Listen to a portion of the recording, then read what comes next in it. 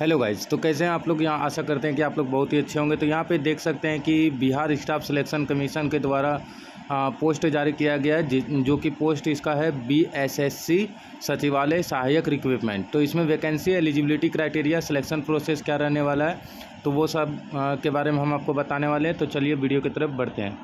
तो यहाँ पे देख सकते हैं कि candidate who are seeking a job as सचिवालय सहायक in Bihar need to know that notification for recruitment is not yet released by the concurrent officials. It is anticipated that the advertisement may be made public officially by the BSSC in by the last quarter of 2024 and window to apply available for 4 weeks only at onlinebssc.com। तो यानी कि अभी officially website के द्वारा से कोई मतलब ये नहीं किया गया है कि इतना ही फॉर्म का दिया जाएगा, बट लास्ट 4 वीक्स तक में आ जाएगा, जो कि आपका आप लोग वहाँ पे जाके चेक कर सकते हैं। http onlinebssc.com पे जाके आप लोग चेक कर सकते हैं। जो कि अभी आप लोग को भी पता है कि बिहार सरकार जो नीतीश कुमार हैं, तो वहाँ पे बहुत सारा रिक्रूटमेंट निकाल कर वो ला रहे हैं, जिसमें कि बिहार पुलिस हर तरफ से वहाँ पे जॉब वैकेंसी आ रही है। तो बीएसएससी का चलिए इसमें देखते हैं कि अब कितना पद क्या क्या रहने वाला है। ठीक है, तो यहाँ पे देख सकते हैं कि स्टेट इसमें बिहार रहने वाला, पोस्ट नेम सचिवालय सहायक रहने वाला, ऑर्गेनाइजेशन इसको तो पता ही है कौन कर रहा है, बीएसएससी कर रहा है। वैकेंसीज टू बी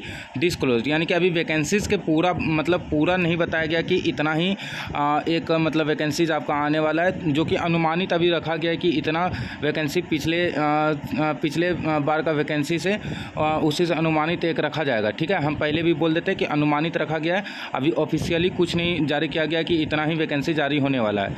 तो इसमें एलिजिबिलिटी क्राइटेरिया जो आपका रहने वाला है, बैचलर डिग्री फ्रॉम यूजीसी या फिर एआईसीटीसी रिकॉग्नाइज्ड यूनिवर्सिटी से आप अगर बैचलर डिग्री प्राप्त कर चुके हैं तो आप इस फॉर्म को अप्लाई कर सकते हैं, जिसमें कि एज रिलैक्सन 21 से 37 साल, ओबीसी के लिए 3 साल रखा गया, एससी एसटी के लिए 5 साल के लिए रखा गया। ठीक है, तो उम्र इसमें 21 से 37 साल तक के अभ्यर्थी इसमें फॉर्म फिल कर सकते हैं।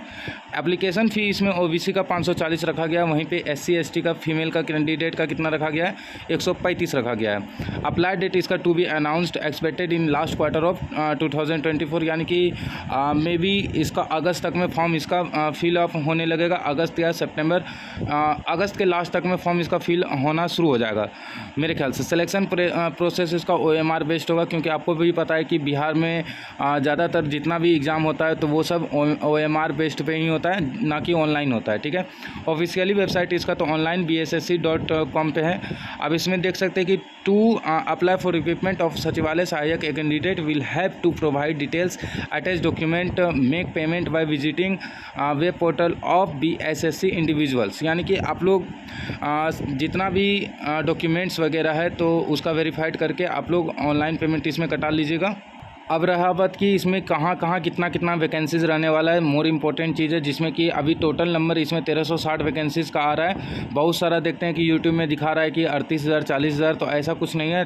टोटल नंबर अभी 1360 का आ रहा है, जिसमें कि जनरल 558 का है, EWS 136 का है, SC 201 का, BC 47 का है, जिसमें कि फीमेल का है, और मेल का 154 है, EBC का 264 है। ठीक है, once the advertisement for recruitment of सचिवालय सहायक is made public officially by the BSSC, we will update the vacancy details above. यानी कि इसका वैकेंसी डिटेल्स और बढ़ा सकता है, अभी अनुमानित तौर पे इतना ही BSSC के द्वारा से रखा गया है, जो कि हो सकता है आगे चल के ये बढ़ भी सकता है। ठीक है, एज ए स्टूडेंट हम भी एक्सपेक्टेड करते हैं कि और ज़्यादा बढ़ाया जाए, क्योंकि सबको पता है कि पूरा भारत में क्या बिहार में इतना सारा मतलब स्टूडेंट मतलब है कि जनसंख्या है कि इतना सा वैकेंसी से कुछ नहीं होने वाला है। तो एज ए स्टूडेंट हम भी एक्सपेक्टेड करते हैं कि और इसको बढ़ाया जा सकेगा। ठीक है, तो आगे चलते तो इसमें देख सकते हैं एलिजिबिलिटी क्राइटेरिया इसका क्या रहने वाला है। तो एजुकेशन क्वालिफिकेशन आपको बता ही दिए हैं कि इसमें कितना से कितना उम्र तक का रहने वाला है, जो कि आप बैचलर डिग्री अगर प्राप्त हैं तो आप इस फॉर्म को अप्लाई कर सकते हैं। ठीक है, अब वहीं बात इसका क्या कहते हैं कि सिलेक्शन प्रोसेस का है। तो सिलेक्शन प्रोसेस में OMR बेस्ड तो एग्ज़ाम होगा, जिसमें कि 2 एग्ज़ाम होगा, एक प्रीलिम्स होगा और दूसरा क्या होगा आपका मेंस होगा, ठीक है ना। तो जिसमें ड्यूरेशन टाइम रखा गया 135 minute, it means 2 our and 15 minute का रखा गया। क्वेश्चन इसमें 150 ऑब्जेक्टिव क्वेश्चन रहेगा, जिसमें कि मार्क्स रहेगा 600 का, यानी कि पर क्वेश्चन पे आपको कितना मार्क्स मिलने वाला है, 4 मार्क्स मिलने वाला है, ठीक है।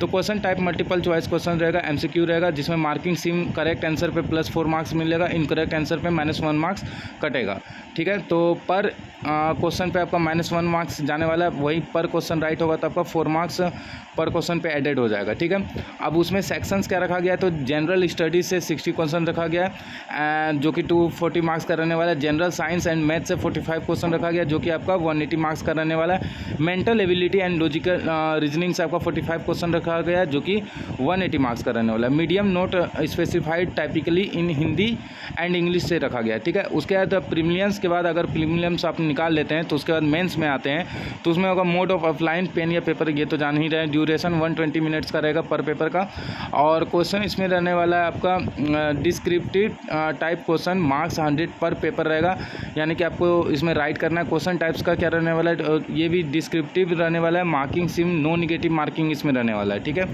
तो सेक्शंस इसमें पेपर 1 में ईजी राइटिंग होगा, लेटर राइटिंग होगा, ग्रामर होगा, सेंटेंस होगा, स्ट्रक्चर होगा और एक समराइजेशंस होगा, ठीक है। उसके बाद है पेपर 2 में subject specific to the position, यानी कि आप जो सब्जेक्ट को ज़्यादा ये किए तो उसी से स्पेसिफिक टू द पोजीशन पे आने वाला है। मीडियम क्या रहने वाला है, तो पेपर 1 में हिंदी रहने वाला है। अब पेपर 2 में हिंदी और इंग्लिश दोनों को एडिट किया गया है, ठीक है। तो ये चीज़ का भी आप लोग ध्यान रखिएगा अच्छी तरह से।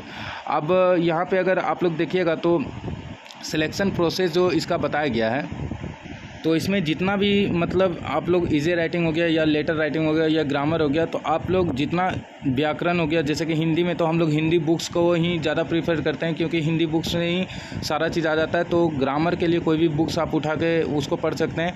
और रही बात कि बिहार का है, तो बिहार के बारे में तो ज़रूर दिया जाएगा, तो उसको आप ज़्यादातर उसको पढ़िए, लुसेंट का पढ़िए, तो ये सबसे ही आपका मतलब ये रहने वाला। और जहाँ तक मैथ का है, तो मैथ का SSC लेवल का बनाया करिएगा। तो जैसे कि SSC में जो भी आता है, सेंट्रल SSC का बात कर रहे हैं, तो मैथ्स एंड रीजनिंग उसी से ज़्यादा प्रीफर करिए, जिसमें कि बहुत सारा है आपका अरिहंट का भी है बुक्स, मैथ और रीजनिंग का।